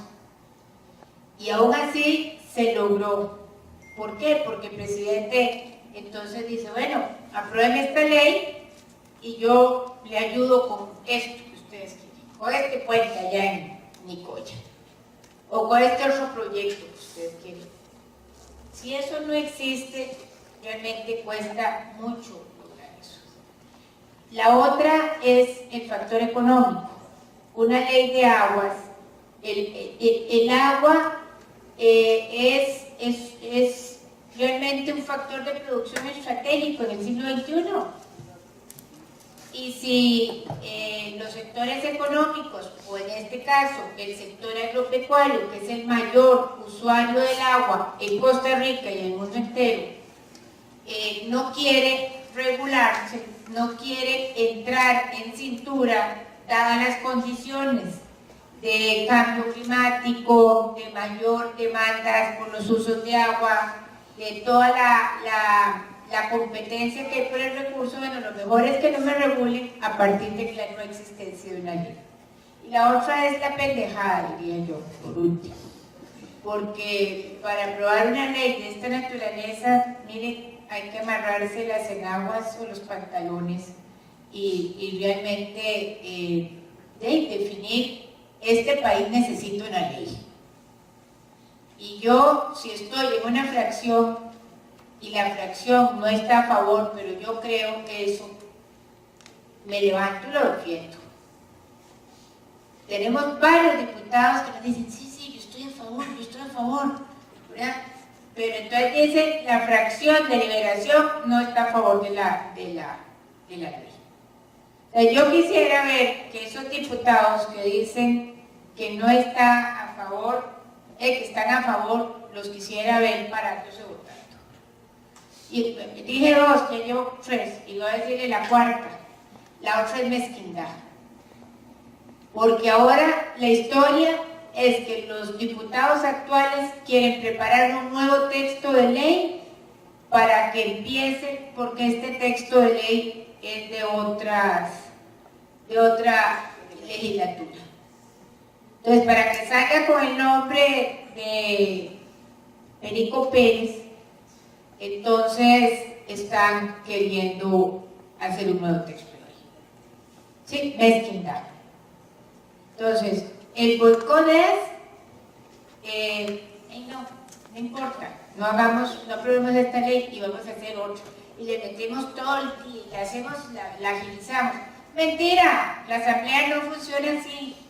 Estos han sido procesos muy lentos, que como les dije y les expliqué, han sacado el esfuerzo del nivel más alto posible, el esfuerzo de las bases ambientales de este país, de las bases productivas incluso de este país, y aún así estamos estancados. Eso no es tan fácil como decir hago un nuevo texto de ley y lo apruebo en un año. Y además, ¿qué riesgo tenemos cuando un texto de ley no ha sido consensuado? Aquí en este texto o en este proyecto aprobado, los extremos son los que están en contra. Pero los sectores, la gran mayoría de los sectores están a favor. ¿Cómo sabremos si un texto que viene ahí abre portillos para la privatización? O sea, ¿cómo lo vamos a evitar? Entonces, bueno, para mí esas son las 4, tal vez, razones que veo yo. No es fácil, uno cree que es muy fácil, no es fácil, porque compite uno con proyectos de interés nacional, compite con iniciativas del gobierno, y además, bueno, con posiciones, en la asamblea todo se negocia. Si alguien le da a usted un voto por un proyecto, le pide 3 votos por otra cosa, entonces no es fácil. Y además en esta legislatura no hay un liderazgo ambiental. Nadie de todos los diputados es un líder ambiental. Disculpo a Edgardo Aracha, del Frente Amplio, que ese diputado, me quito el sombrero, ha hecho la tarea como corresponde. Pero aparte de él, ningún otro diputado tiene un perfil ambiental o un perfil hídrico, o un perfil que realmente diga yo me compro este problema. Entonces, pues es un poco difícil. Muchas gracias, doña Maureen. Ustedes ven, doña Maureen comenta, dice algunas palabras y va mucho por el tema de liderazgo, ¿verdad? También para que lo vayamos analizando. En la parte final yo voy a dar un espacio para preguntas de ustedes, para que vayan pensando. Doña Yamlet, yo quería preguntarle 2 cosas también desde el punto de vista del Ejecutivo y en esta coyuntura, porque además de todos los sectores en contra, creo que también hay una fuerza importante que está a favor de esta ley y que hace tiempo viene trabajando. Igual, desde la perspectiva del gobierno, ¿por qué usted cree que esta ley no se ha aprobado? ¿O por qué no se aprueba o no camina? Ese es el número 1, igual un poco la pregunta que le hace doña Maura. Y el otro tema es si nos puede explicar el tema de las unidades hidrológicos y su diferencia con las cuencas, como usted lo comentó, ¿verdad? Hay 32 cuencas en el país, pero usted mencionaba que solo hay 5, 34, solo va a haber 5, esta ley tiene solo sí, unidades hidrológicas. Entonces, ¿cuál es la diferencia entre esos dos términos? Bueno, primero que todo porque en esta administración de gobierno, y el presidente ha sido claro, quiere apoyar el agro, quiere apoyar, y ha habido manifestaciones claras del ministro de Agricultura en lo que significa el apoyo al pequeño productor, el apoyo a la producción nacional. Y esto, pues lógicamente, al haber una alianza nacional, ¿verdad?, de agricultores, en los que en principio están ahí todas las cámaras y está UPA Nacional, pues lógicamente, como que dice, así sensibilizado, además de que son, yo digo, ellos tienen su fuerza y han llegado muchas veces a hablar, no solo con el presidente, sino también con el mismo ministro de Agricultura. Ustedes han visto realmente las posiciones del gobierno apoyando más a la producción nacional que a la importación. Por ejemplo, hablemos del aguacate y hablemos de otros. Entonces, realmente hay un manifiesto claro del apoyo, como les digo, a la producción nacional. Pero en ese sentido, si vienen los agricultores diciendo que este proyecto de ley los afecta, pues lógicamente se dice, ¿qué vamos a hacer? Tenemos que ver cómo hacemos algo para no afectarlos. Bueno, hemos por eso estado en reuniones diversas, trabajando con los diferentes representantes de gobierno para aclararles, porque penosamente, y es exactamente el mismo trabajo que han hecho con tanto el señor presidente como con el mismo ministro de Agricultura, lo han hecho con los diputados. O sea, los diputados, y se lo digo porque yo he estado ya reunida en varias fracciones, un Gerardo Vargas del PUS, un Botón Solís del PAC, dice, si el sector agrícola está opuesto, yo me opongo. Así tajante, sin haber leído el proyecto, sin darse cuenta que realmente el proyecto, más que afectarnos, nos beneficia. Pero así han sido tajantes. Un Álvarez de Santi, igual. Pero vean qué importante, o sea, cuando nos sentamos, y ayer tuvimos una actividad en la Plaza Orange, con la Embajada de Holanda, y llegaron ahí los verdaderos pequeños agricultores, ya nos lo dijeron, y nos dijeron, vean, a nosotros nos han metido mucho ruido, y ya mucha gente duda, pero estamos convencidos que más bien este proyecto de ley nos trae beneficios.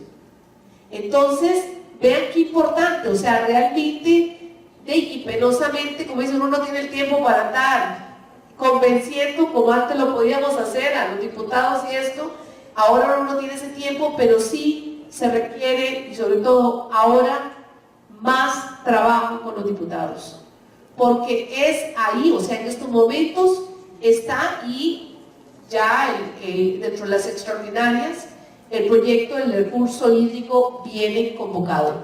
O sea que es un interés explícito de esta administración. Nos interesa aprobar el proyecto de ley. Decía Maure, si al final el capítulo de conservación es la roncha, bueno, no importa, quitémoslo y quedemos tal cual está todo el articulado en conservación. Dejémoslo así. ¿Que perdemos? Sí perdemos. ¿Que es un retroceso? Lo es. Pero sí es el causante de esta roncha, porque el resto del proyecto de ley, en realidad el proyecto de ley en su totalidad, fue aprobado en consenso y ya tenemos presentado en el expediente legislativo de este proyecto de ley la justificación técnica del por qué este cambio en los 200 metros de diámetro en los manantiales ya está presentado ahí. Estamos seguros que si alguien quisiera volver a llevar esto a la sala constitucional, con esa justificación lo ganamos. Estamos seguros.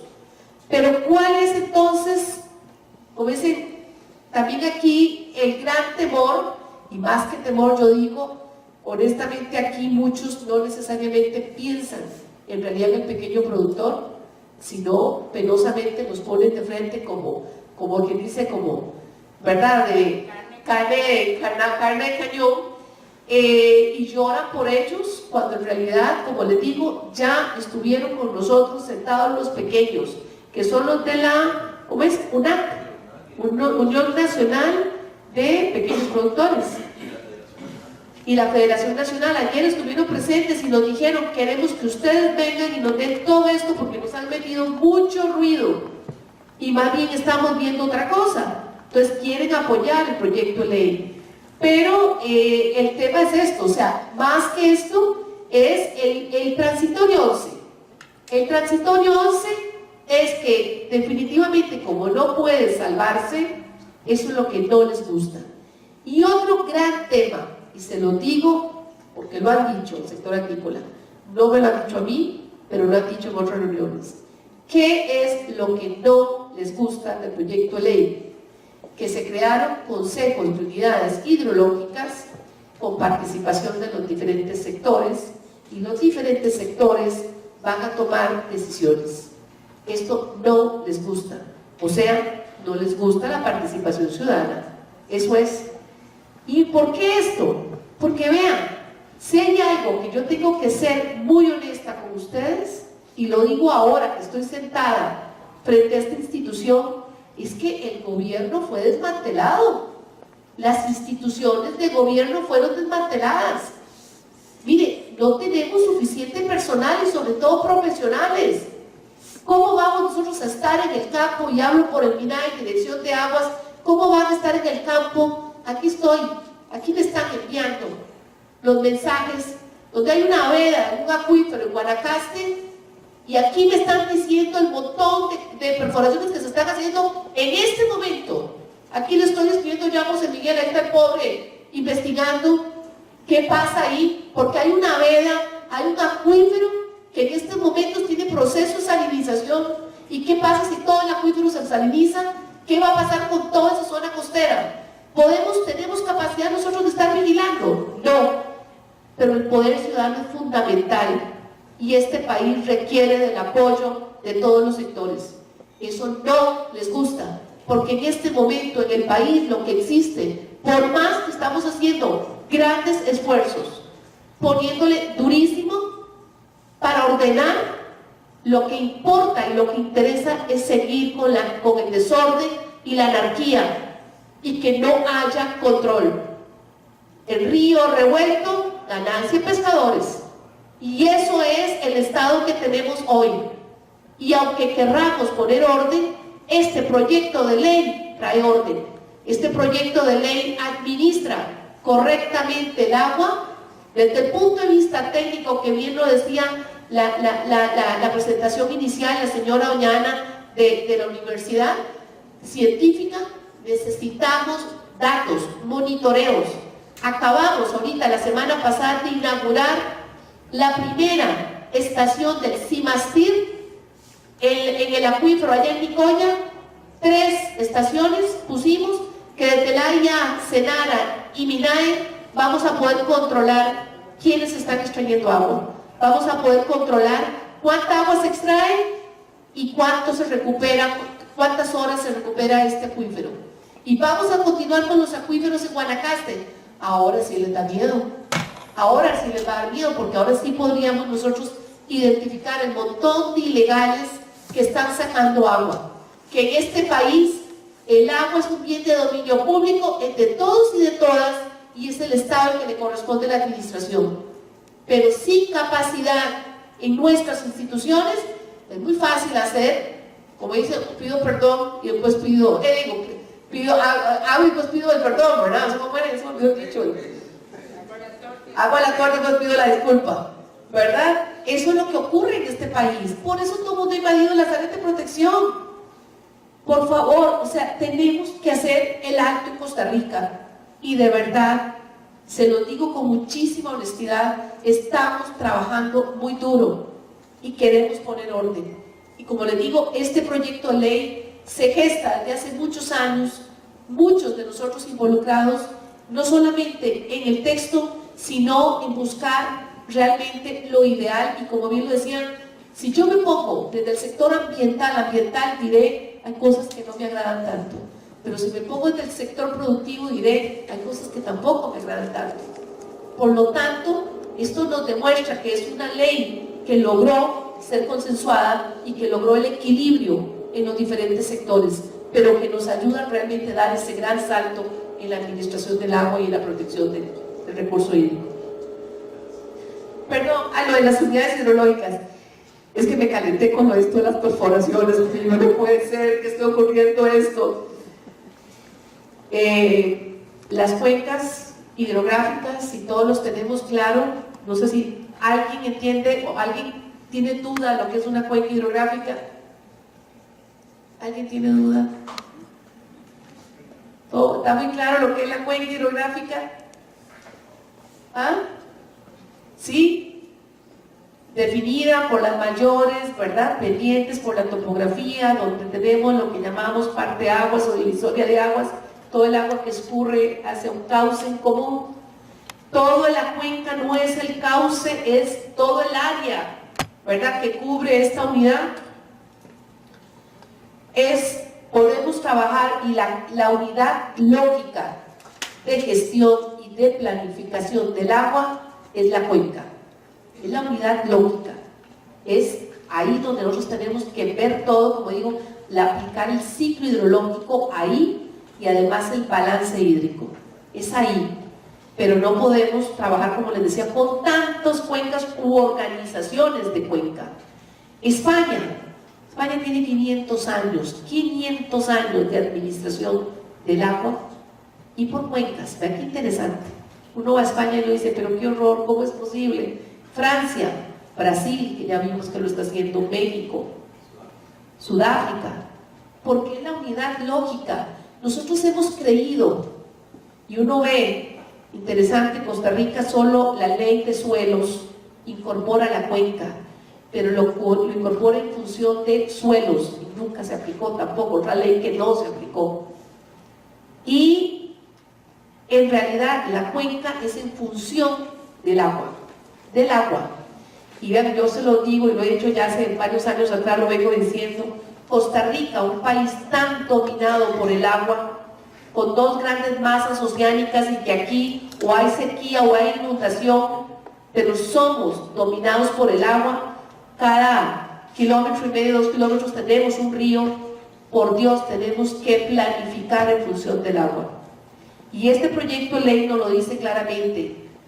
Tiene que haber una planificación del territorio, pero también articulada la planificación del recurso hídrico. Entonces, las unidades hidrológicas, que son 5, son Pacífico Norte. No son, ahora estoy con máximo de 12.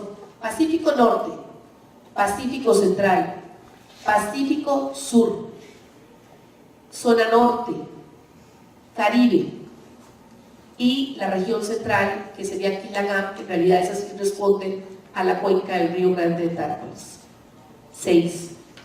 Podemos subdividirlas en más, ¿verdad? Y todo eso dependerá de la organización. No sé, yo creo que aquí la UTN también ha venido haciendo mucho trabajo de cuencas. Desde mi anterior trinchera en la Universidad de Costa Rica hicimos mucho trabajo en cuencas, incluso en la subcuenca del río Jabonal, que es parte de la cuenca del río Barranca, se conformó una asociación, y es una asociación única y exclusivamente representada por las diferentes 8 comunidades que están en esa subcuenca. Entonces hay un representante de cada comunidad y trabajan juntas todas por su subcuenca. Esto, ¿por qué una asociación? Porque la figura legal de organización de cuenca no existe en el país. Este proyecto de ley crearía esa figura de unidad hidrológica. En estos momentos, ¿qué tenemos como figuras jurídicas? Asociaciones, fundaciones y cooperativas, lo que tenemos, ¿cierto?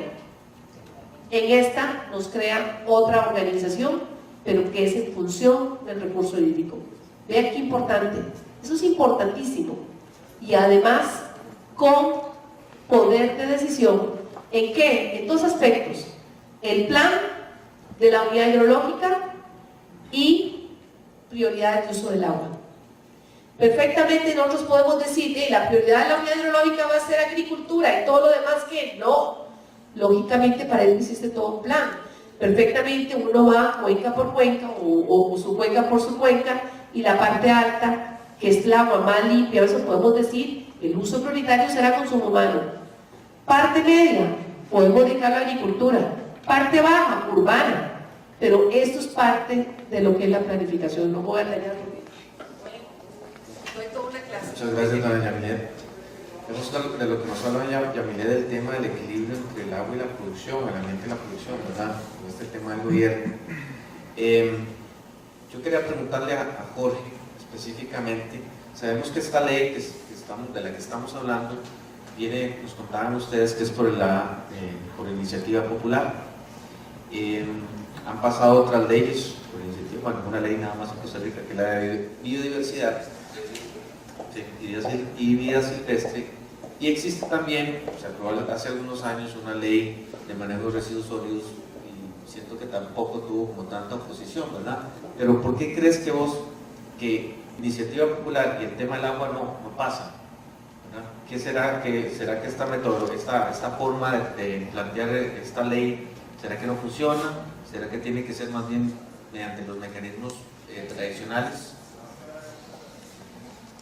Gracias, Andrés. No, yo no creo que la ley no pase. O sea, yo creo que cada vez avanzamos más y más en el proceso de aprobación.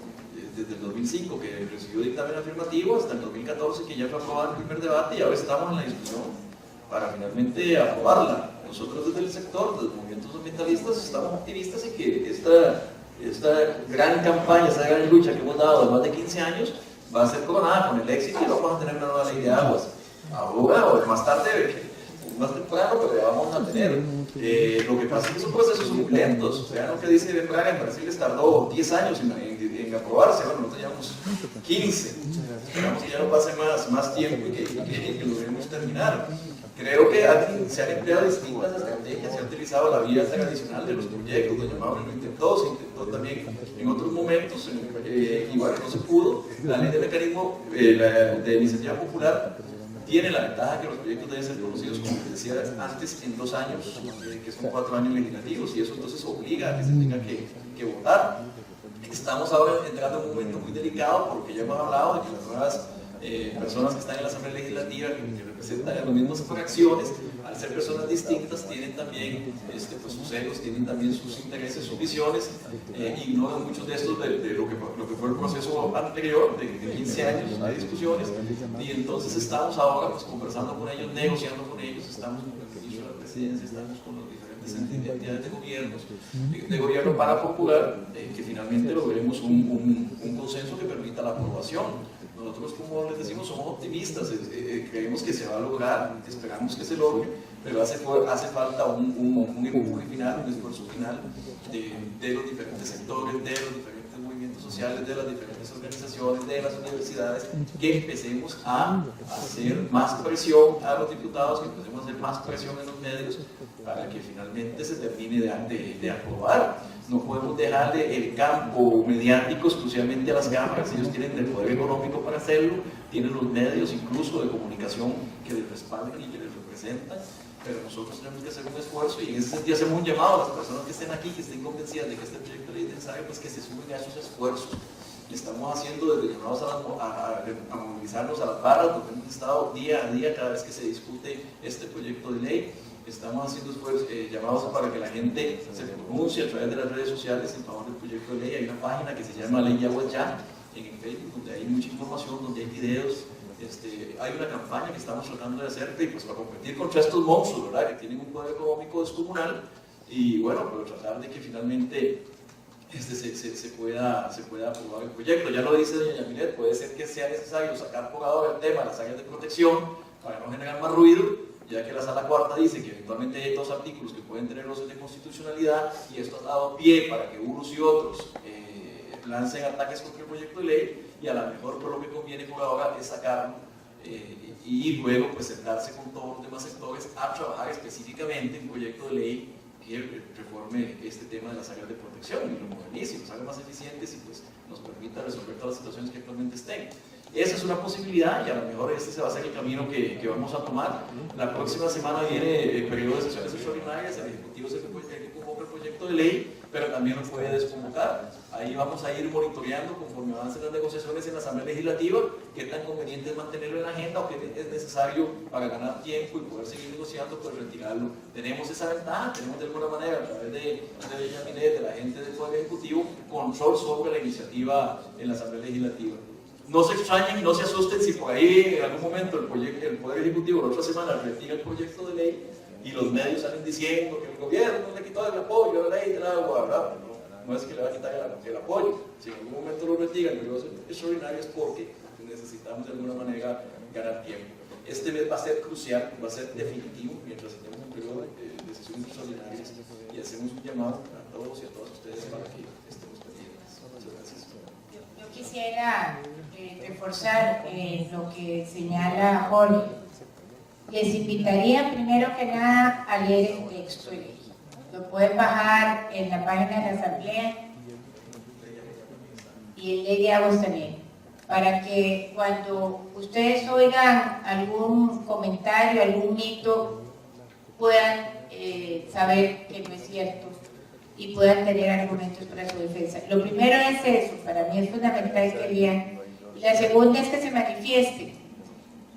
Aquí veo a don Jorge Vargas Cuyel, hizo una columna el miércoles pasado, creo que fue, hermosísima, y entre todas las cosas dice, cuando no nos toca el agua de nosotros, todo el mundo encantado, pero apenas nos tocan el agua, entonces sí corremos. Cuando les empecé a contar lo de los 3 proyectos de ley, fue por ese incidente de salud pública que hubo, pero antes de eso no había movimiento ni había acción, digamos, política para hacer un proyecto de ley. Así que el proyecto no es perfecto, es perfectible, pero necesitamos tener un marco legal que regule este recurso estratégico. Así que léanlo, manifiéstense, escriban, opinen al respecto, porque yo creo que si ustedes conocen el proyecto de ley estarán convencidos de que sí es un buen texto. Muchas gracias, doña Maure y Jorge. Vamos a dispensar a doña Yamilet, que se tiene que retirar. Doña Yamilet, muchas gracias por acompañarnos. Gracias. Un pequeño recuento de lo que hemos conversado, de lo que los compañeros aquí presentes en esta mesa han hablado, de lo que hemos analizado. Y bueno, como vemos, el tema, parece que en el tema de legislación hídrica, por alguna razón nos quedamos como atrasados. Sí, como nos comentaba doña Maure, tenemos una ley desde el siglo XIX y no ha habido una falta de ordenamiento jurídico en este tema, pero como que en los últimos tiempos el asunto se ha complicado. Todo ese proceso que doña Maure nos explicó, todo ese viacrucis, y que nos ha llevado a estar en el punto en que estamos en este momento, pues tiene, como les decía, ya tiene que ver mucho con el contexto histórico, con la aprobación de tratados de libre comercio, con el tema del modelo que se tenía.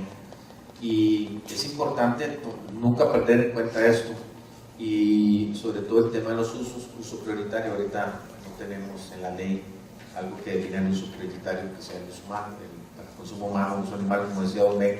Eso es primordial, y este desorden que existe actualmente. Me llamó mucho la atención algunos temas que ya el tema de la judicialización de la gestión del agua, a partir del momento en que la ley de 1942 ya no, de alguna manera ya no cubría esos cambios en la sociedad costarricense que tenemos, esos nuevos usos, el uso del turismo, por ejemplo, la industria, los usos ecosistémicos también ya no los cubrían. Y lo decía muy bien, el tema que los magistrados no son expertos y cambian de opinión, ¿verdad? Es complicado, porque eso nos mueve totalmente los puntos de referencia, y es parte de esta confusión, de este desorden que ha existido. Vemos que desde la década de los finales de los 90 vienen intentos por modernizar este marco jurídico, y que a partir del 2012 inicia un proceso donde ha estado muy pagado, ha habido boicots, ha habido muchos sectores en contra. Hablábamos que uno fue el sector agrícola en ese momento, pero que también ha tenido aliados en el Ejecutivo para poder llevarlo. Doña Yamilet nos comentaba algo muy interesante, y es lo que les decía, el tema de por qué, a pesar de que esta ley parece que, o sea, sí es importante y necesaria, a pesar de eso desde el gobierno se ha podido, y es este compromiso que tiene con los agricultores, y eso causa un ruido que no ha permitido el desarrollo de esta ley, la aprobación de esta ley, y específicamente el tema de los 3 artículos que tienen visos de inconstitucionalidad, que se han debatido, y Jorge nos comentaba de cuáles son esos mitos, ¿verdad? Todavía uno los escucha escucha mucha gente hablar del tema de privatización y esa confusión entre estos dos conceptos de valor económico y mercancía. Inclusive parece que muchas veces como para meter un miedo. Un tema polémico igual de las áreas de protección, esta reducción, y doña Yamilet lo decía muy bien, que la propuesta original de la reducción de esa área no significa que se reduzca el área de protección del agua en sí, sino que se trató de hacer de una manera más técnica. Creo que en ese sentido falta más investigación, creo, para dar más información, más sustento, más insumos a los tomadores de decisiones. Creo que este tipo de eventos son importantes, seguir insistiendo e invitarlos para que ellos vean y convencerlos con datos contextos, con datos matemáticos, con datos de investigación, de que realmente sí se puede hacer un cambio. Al igual que el tema de los cauces y nos hablaba del transitorio 11, el tema de las áreas productivas que ya estaban en zonas de protección y que eso causó mucha polémica. Bueno, hay una participación fuerte, nos decía doña Yamilet, de las unidades hidrológicas, que o sea, se vuelve un modelo participativo y ya no un modelo unidireccional, ni estos huecos en la legislación que permiten que los sectores muchas veces hagan lo que quieren. Entonces eso creo que es algo que es importante salvar en esta propuesta de ley, que va a haber participación en las unidades hidrológicas de los gobiernos locales, de los acueductos comunales, de las organizaciones, entes públicos, y también el tema de desarrollo de sanciones, que realmente ahorita son ridículas, según la ley que ahorita está vigente en 1942. Algo importante también que hablaba Jorge es la conexión entre el proyecto original de iniciativa popular y lo que ahorita está. La necesidad, se ha hablado mucho que no hay, eso no existe, ¿verdad? Que han tratado de atacarla también como por esa línea. Y el tema de la privatización también. Okay, a nivel legislativo hablábamos del cálculo político, que muchas veces no permite que este tipo de iniciativas avancen, que el agua es un sector estratégico y que a veces parece que conviene que no haya una regulación, que no haya un ordenamiento en ese sentido. Y ahorita en esta parte final hablábamos mucho de valentía. Usted hablaba de valentía para poder iniciar estos procesos, la compañera hablaba de frustración. Entonces al final parece que realmente hay que hacer más bien como un cambio de mentalidad y seguir trabajando. O sea, no hay que seguir, no hay que desilusionarse y seguir en ese proceso. Bueno, de mi parte sería todo, agradecerles a los compañeros, agradecerles a ustedes su participación también en esta mesa redonda. Entonces vamos a seguir con la siguiente parte de la actividad. Entonces, muchas gracias.